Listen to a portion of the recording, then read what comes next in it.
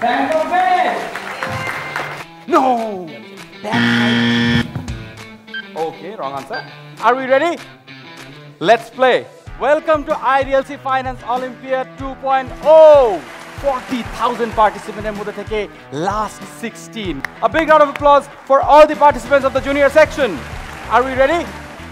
Let's play.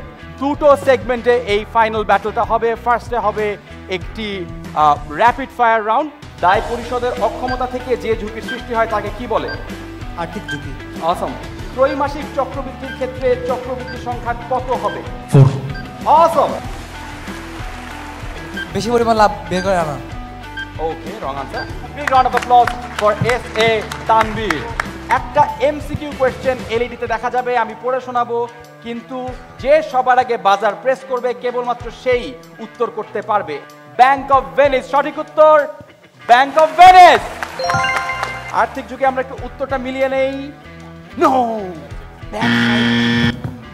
আমরা একদম শেষের দিকে চলে আসছি। নেক্সট কোয়েশ্চেন, বীমা প্রতিষ্ঠানগুলোর নিয়ন্ত্রণ সংস্থা আইডিআরএ কত সালে প্রতিষ্ঠিত হয়? Number 3। 2010। Option B. Option B 2010। Right answer B 2010।